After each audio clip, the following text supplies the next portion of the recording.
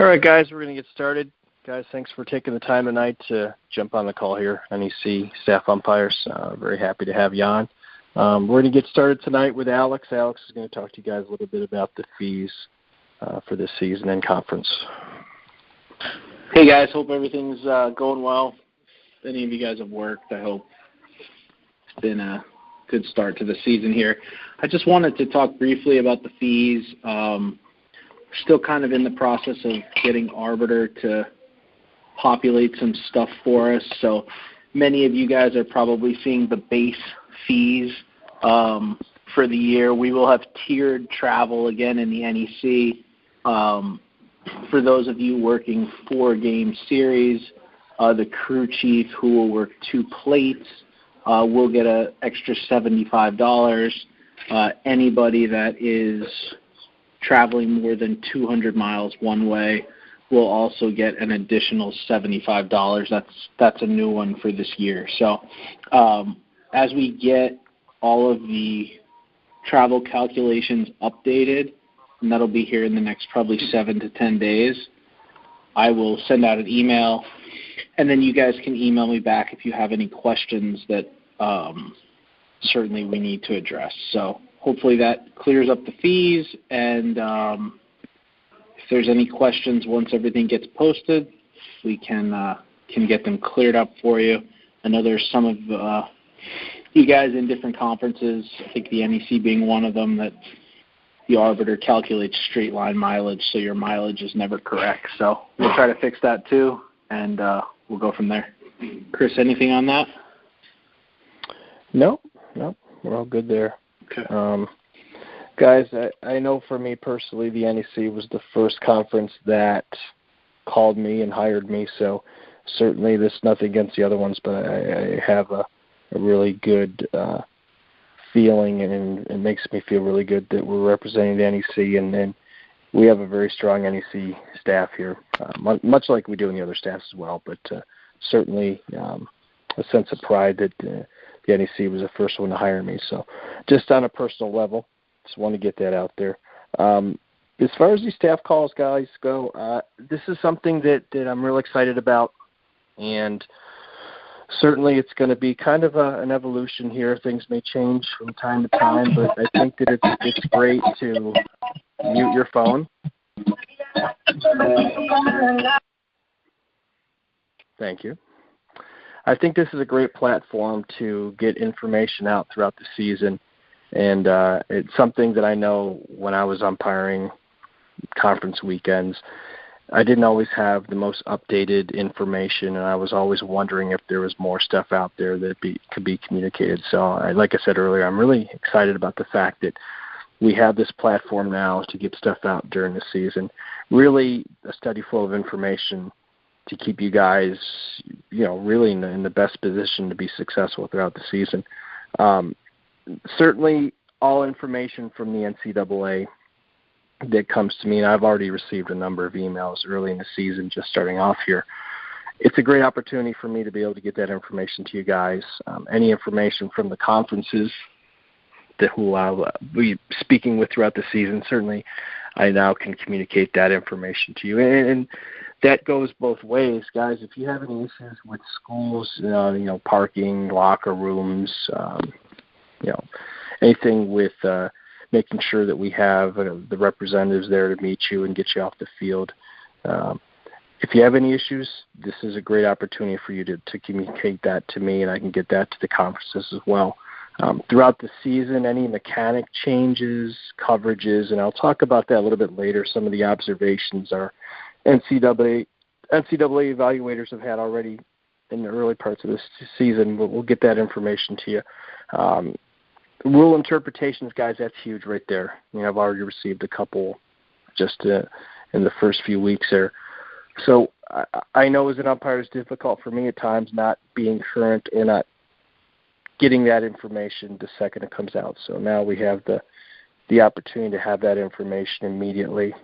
And I'm excited about the fact that our regional evaluators at the NCAA are really starting to share some information.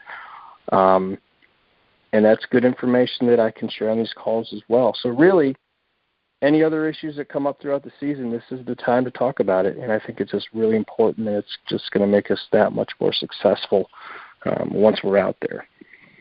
My thoughts were these staff calls probably every 2 weeks.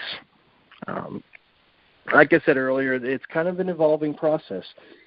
The more we do it, the better we'll get at it. But I think every 2 weeks is probably the best way to do it. And on the off week, I'll send out emails with any information. Now, that being said, any major issues that may arise and throughout the weeks, if it's an off week and I decide that we really need to talk about something, then certainly we have the wherewithal to have one every week. But, I don't want to have you guys give up too much of your free time. Certainly every 2 weeks for sure.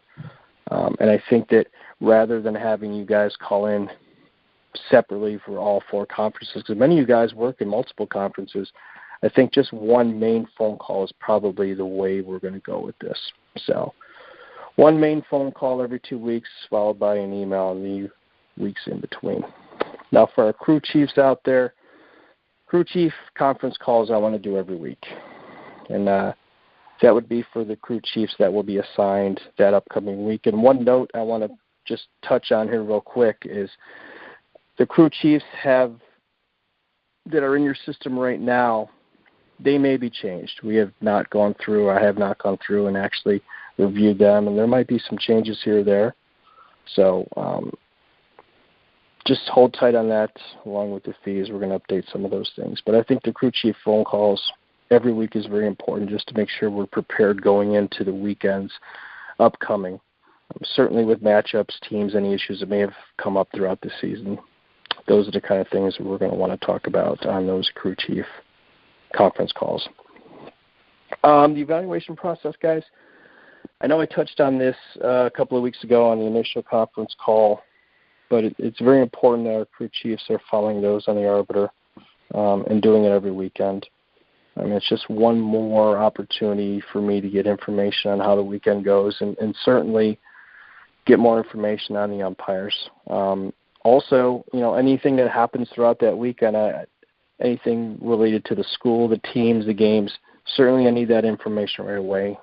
Monday mornings are going to turn out to be pretty busy ones for me. So any information you guys think that I need to know or any situations I may have to deal with, that information needs to be included in that crew chief report to me. One thing I forgot to mention on the other call earlier is our peer evaluations, guys. We're going to be doing that on weekends. Peer evaluations are very important. And let me just make one point about that. It's not to bury any umpire or put anyone down, but it's basically, in my mind, let's face it, we all talk about plays and situations in the locker room and discuss things. It's really just another level of doing that, guys. Just giving a good, honest opinion and evaluation of the crew, how you guys work together, any issues that you had within the crew on the field, how you guys worked on it, things you can improve upon. Certainly isn't to bury anyone, and certainly I don't want to be reading reports from guys that I can clearly see you're just trying to put a partner down. I mean, we're all partners in this. Most of us are friends, so let's be professional in that manner. But peer evaluations are very important to me, so we're going to be doing that as well. Okay. Make sure that we get those crew chief and peer evaluations in by Monday evening. I'd love for you to have them done Sunday night, but I also realize there's a lot of guys that travel home, myself included, on a Sunday, get in very, very late, if not early the next day. So I wouldn't expect you to get home at 1 a.m. and ready to report. But if you have the wherewithal to get it done, you're home early on a Sunday evening, please do so. If not, get it done sometime during the day on Monday so I have that information. Once again, if there's a major issue that I need to know about, then I will need that Sunday evening. Okay. One thing that I talked about briefly before and I want to touch on just quickly is our tournament selection, conference tournament selection. And I've gone through and created a process for selecting those umpires for those tournaments. There's a number of different information and different avenues that I'll take evaluations on, but certainly my evaluations as a coordinator, any of the observers we have out there, the crew chief, once again, it's very important you guys do good evaluations to aid in the process. And having our NCAA regional evaluators out there, Bill McCallum, Jim Jackson, they've already submitted some evaluations for guys throughout the country in the first 2 weeks. So, I'm going to be seeing a lot of good information come in on our umpires, and that's a positive thing. Certainly it's going to help all of us. But one thing that I have set up, and I think is also very important, is that our coaches have a say in who chooses and who has a say in my selections in the conference tournament umpires. I've listened to them. They say how important that in the past they felt like maybe they haven't had a really good process, and they haven't had the opportunity to really have a choice and voice their opinions. One thing I do want to say, guys, is that the coaches will not be able to blackball an umpire. Certainly a coach cannot influence my decisions or just say that this umpire will not be working in a tournament. Okay. They do have a say. It's important to me. But ultimately it's my decision. And if you guys do the right thing, work hard, then I'm quite sure that their evaluations in this whole process will pretty much be exactly the same as what I'm hearing from evaluators and crew chiefs. So just to, you guys know the coaches will have an involvement in this, but certainly it's a good thing. It's a positive. And most of our coaches are going to do a good job, if not all. I'm sure they are in giving good, honest evaluations. And, the guys that I have envisioned and created a watch list for these tournaments, certainly you guys are qualified to work these tournaments, and I know we'll do a good job out on the field. One thing I want to touch on, I spoke to Danny Miller earlier tonight about this, is guys trying to get some information, some videos out there. If you guys have any interesting plays that happen in a game, any plays that you think might aid in training, some good rotations, some interesting rules plays, then please email Danny at dmiller@umpires.org, the game, the date, and all that information, so he can look up and find those videos. I mean, there's a lot of avenues and ways that Danny can find it through the conference or the school's feeds. But if we can get some of those videos up there, and I know we talked about this on the phone call before, Danny will have the opportunity to put it on Facebook, email those to you up on the website, and we will have the opportunity to not only view those, but talk about them and possibly even talk about them on these conference calls as well. So once again, email any interesting plays or situations that were handled properly or anything you think that we can use to learn from, email those to Danny. I think that's a great opportunity to get more information out there. Okay. Guys, as far as ejections go, I know we've talked about this before, but certainly if we have one on the field, make sure that you get that information by a phone call to me directly after the ending of the game, just so I have a heads up. Make sure you get that report done, ideally that evening, okay? If it's a weekend, certainly, Saturday evening or Friday evening, I know I've done it in the past, hop on, do the report before you go to dinner or something, make sure I have that. If it's on a Sunday, make sure I have it by Monday morning, okay, just so I can have all the information that I need to speak with the conferences and the athletic directors and such, okay? And that form will be directly on the arbiter, okay? It's nothing different from what we've done in the past. And not to get into really talking about handling situations or anything, but let's make sure we get our warnings in, okay? Just follow the protocol we have with the NCAA. You'd be surprised. I've just got another email today from the NCAA, and I'm able to see every ejection that happens in the country, and they're starting already. But it's good to see in reading a couple of the ejection reports that have happened that umpires are actually getting warnings out there and following the protocol. That's a good thing, guys.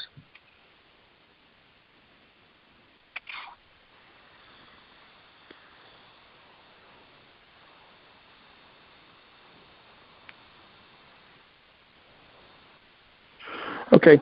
I want to talk a little bit about the NCAA regional evaluators. And I touched on it a little bit earlier, but guys, it's really exciting for me to see that the NCAA is sharing information with me, in turn sharing information with umpires. I think in the past there's been a little secretive. Billy McCallum, Jim Jackson may come out. Sometimes they are hesitant to talk to you or told that they haven't been able to. Well, now it's my understanding that when they're out there, they're going to say hi. They're going to, talk to you a little bit. Now, I can't tell you whether or not they're going to give you a lot of good information, but what is a real positive thing that's happening now is I'm seeing evaluations from them. So it's just more information that's being shared, which is a good thing, and it's only going to help us out in the long run and then help us to improve. But that being said, a couple of observations that have come across over the last couple of weeks from the evaluators is just an overall, at times, lack of hustle. Some walking on the field, okay? And this isn't specifically, guys, to anything that's happening in the Northeast. Obviously, in a lot of areas there's snow and feet of snow up here. But just overall throughout the country, it's kind of disheartening to see and hear that there are still umpires in the NCAA that don't hustle. So, guys, that's inexcusable. If we can't work hard for 3 hours out in that field on a weekend, I think that maybe we shouldn't be out there. So, guys, hustle. In between innings, I'm not asking you to sprint out to the outfield, but make it look like you want to be there. Make it look like you're working hard, you're engaged, okay? There's one thing we can control on the baseball diamond. That's how we look in our hustle, and lack of which is just not acceptable, okay?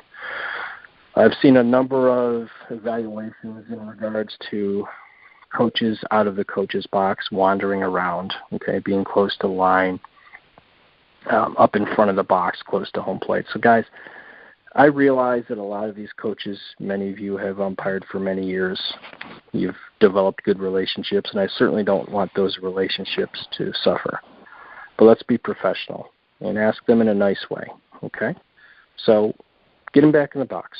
Those are the kind of things that these evaluators see. And let's face it, if you're coaching or you're umpiring with a coach that you've had for many, many years and friends with, and you have a coach on the other side and they're watching you talk, it just gives off a bad impression, okay? So let's be professional, do the right thing, and just ask them nicely to stay in the box. Another thing that we're seeing, or that the evaluators have seen, is just too much talking with players and coaches on the field. And I don't think I have to get into that too much. I want you guys to be friendly and cordial with people, and I want you guys to go out there with just a screw face and look like you're not approachable and you're not a friendly guy. But that being said, there has to be a fine line between being a friendly and personable umpire and one who's just going to be talking too much. Okay, so keep it professional, be friendly, but make sure you don't cross the line and just fraternize too much with the coaches and players, because people see it. All right. Mechanically, guys, our evaluators are telling us that a lot of umpires across the country are just starting way too deep.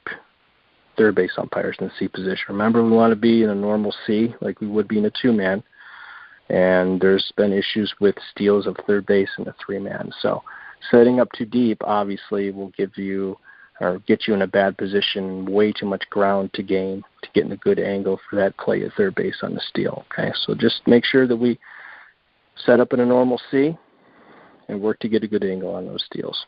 And one other thing that has been talked about, I know we're going to talk about tomorrow on my NCAA conference call, runners on first and second bases loaded with U1 setting up way too deep with the back pick to first base and umpires not getting there.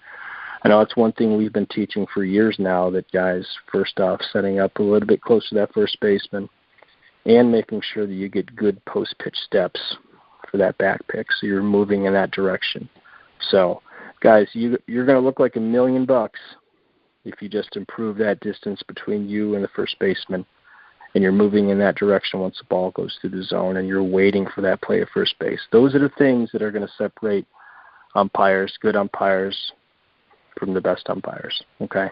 The guys that can get there and be in position sooner and quicker and earlier, those are the ones that are going to rise above. And I know that's what we've been teaching, and I'm sure almost all of you are doing it. But going into the season, Just be aware of those two things right off the bat. Okay, see position and post-pitch steps at first. We had a situation a couple of weeks ago where we had a weather situation, and basically one team left the field thinking there was a tie, and the other team thinking there was a victory based on the weather and a suspended game.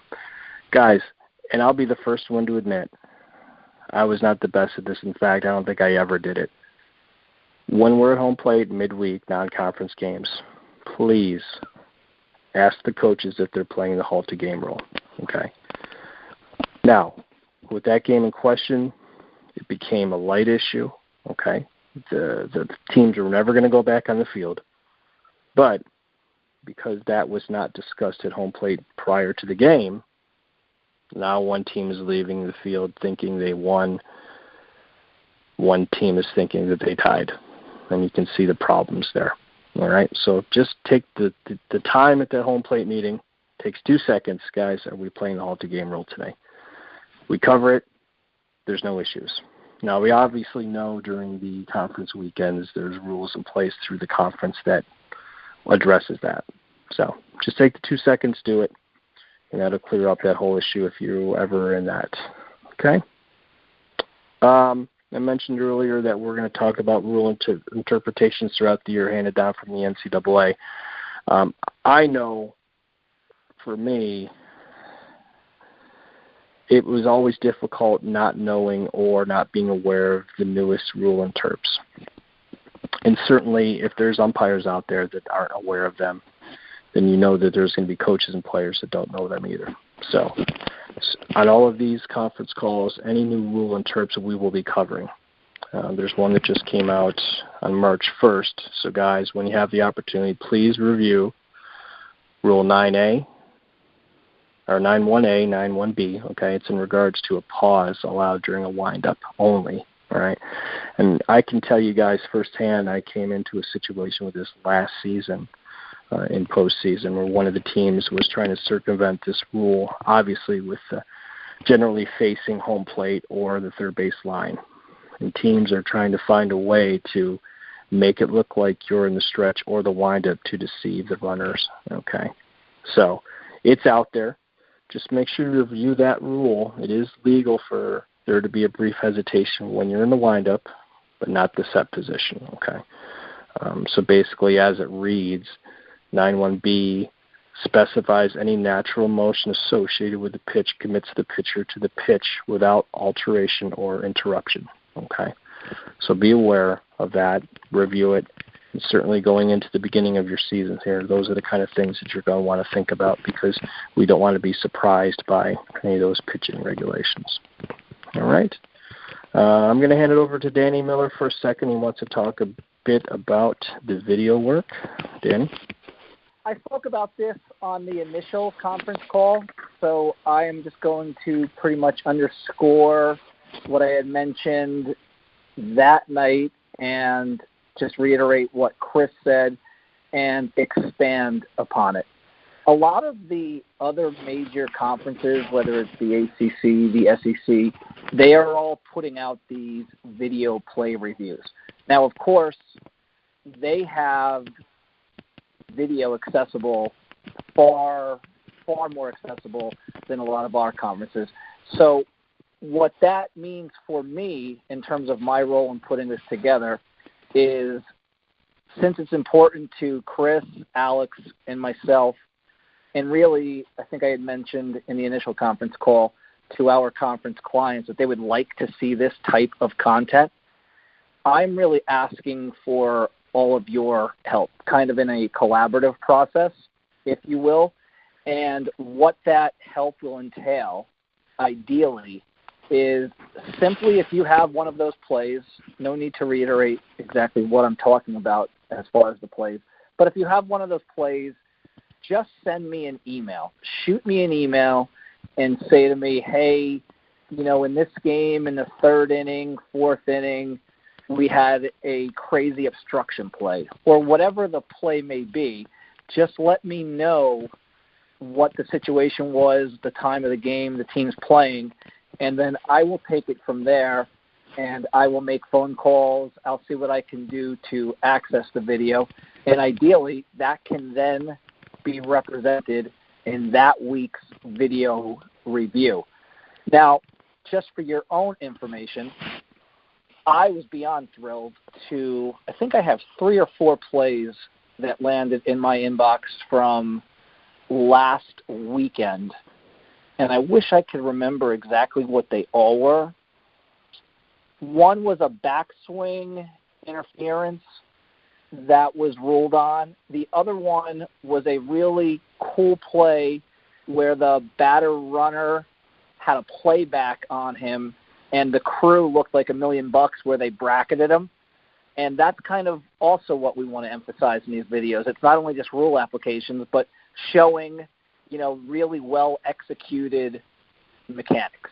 So anything like that, I would appreciate it if you guys would let me know. In terms of how we will get this type of video to you, we will send an email out to the master list. We will also post it on the Facebook page. I will put it on Twitter. And then I will talk to Jim Clayton. I don't think this is going to – I'm sure Jim is on the phone right now. I don't think this will be a problem, but we will have a video play review section on the website. And really the key to that, and I don't know how a lot of you guys feel about some of the NCAA videos that are sent out in terms of consuming it. It's just tough when you have to, especially on a cell phone, log on to Arbiter, go to the video section. I just want to make it as easy as possible for you guys to consume this video. So if you go to the website, Facebook, Twitter, whatever it be, your email, we will get these videos out to you. And I would expect that video play review for 2018 number 1 should be landing in your inboxes, I would think, no later than next Tuesday. Don't hold me to that, but with the weather coming in tomorrow, I'm pretty confident that I will certainly have it done by Tuesday. If anybody has any questions, a lot of you on the phone have my cell phone already. You certainly have my email. Please just shoot me a text message, give me a call, send me an email, and I will answer any questions. And obviously, in advance, I know I speak for Alex, I speak for Chris. We appreciate any help that you guys can provide. And really making this video play review something that's not just talk.